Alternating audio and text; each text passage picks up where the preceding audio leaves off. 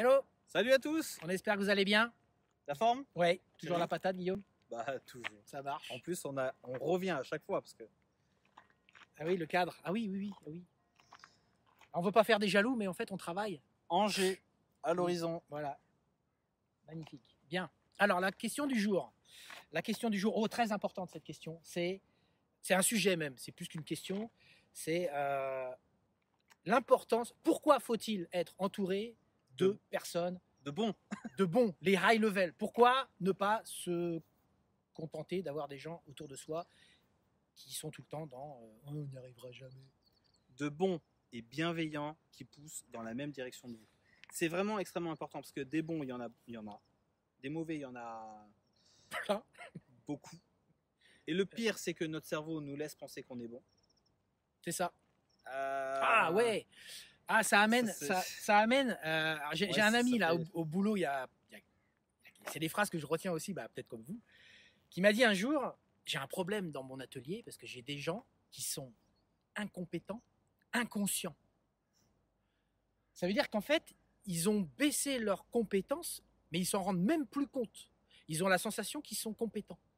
C'est de l'incompétence Non, inconsciente. ça fait partie des biais cognitifs qu'on voit dans notre programme Très dangereux. QHSE de troisième génération, où en fait on explique comment fonctionne le Ouais. cerveau. Et clairement, sur la question de la compétence, la particularité de notre cerveau, c'est qu'il nous donne l'impression d'être bon dans ce qu'on fait, quoi qu'on fasse. Et c'est là où en fait la maturité d'une organisation et la maturité de ses équipes passe par sa capacité à un juste niveau à s'interroger sur est-ce que je sais réellement faire, et sinon vers qui je peux me tourner, C'est ça.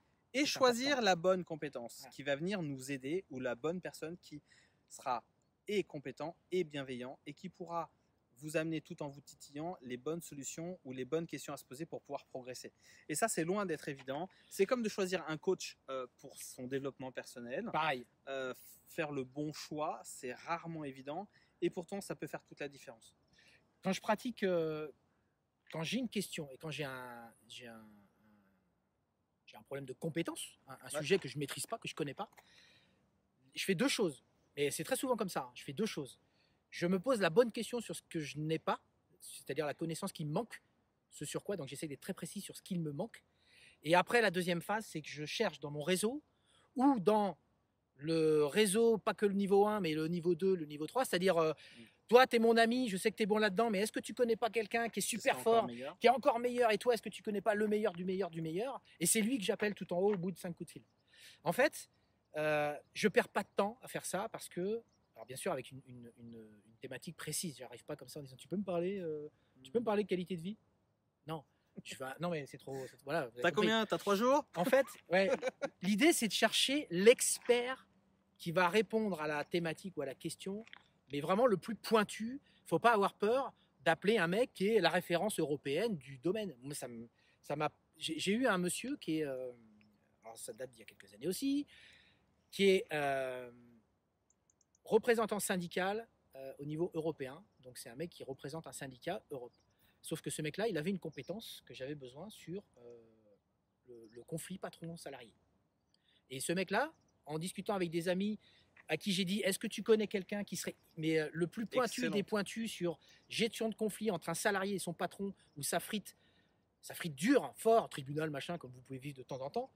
Mais comment on pilote ça avec, oui, des bouquins, de la formation, tout ce qu'on veut, mais moi j'aimerais avoir la vision, la pensée du mec qui gère ça à un niveau très puissant.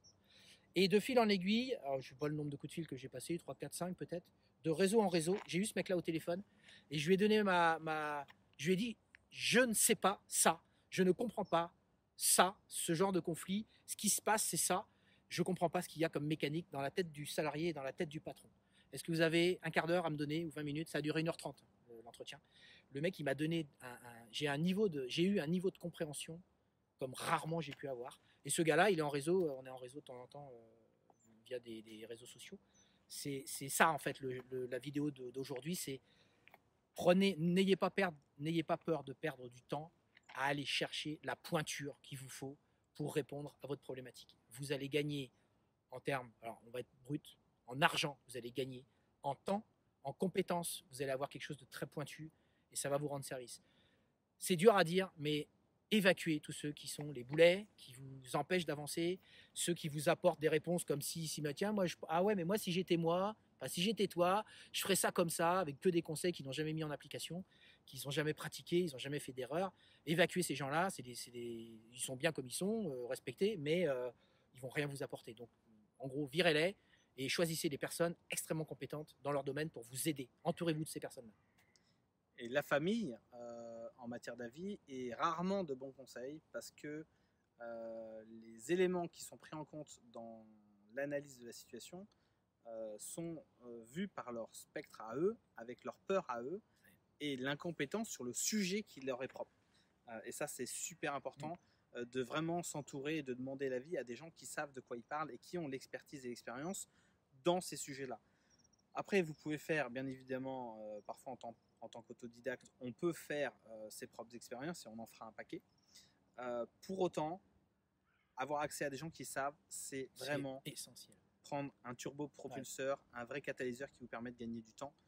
Et donc, n'hésitez pas sur un certain nombre de sujets sur lesquels vous sentez que vous êtes limite ou que vous n'avez pas dans votre entourage les bonnes compétences ou la bonne expertise, à aller consulter les bons. Ça vous fera gagner du temps et de l'argent, même si vous n'avez pas forcément l'impression d'avoir l'argent là maintenant ou l'économie de cet argent-là, vous le ferez dans le temps par rapport à ce que vous êtes en train de réaliser. N'ayons pas peur de nos incompétences. On est tous incompétents sur des sujets, allez chercher celui qui l'est. Le plus dur, c'est quand même de réussir à être conscient de ça, puisque notre cerveau nous joue des tours à ce sujet-là. Ça roule ? On vous souhaite à bientôt. Du coup une bonne autocritique sur ce qui vous manque. N'hésitez pas à aller chercher des compétences. On sera ravis, nous, de vous aider si on peut vous aider dans les sujets qui nous concernent et pour lesquels on se sent et on se sait surtout compétent et expérimenté. À bientôt. Une très belle journée. Ciao, bonne journée. Salut.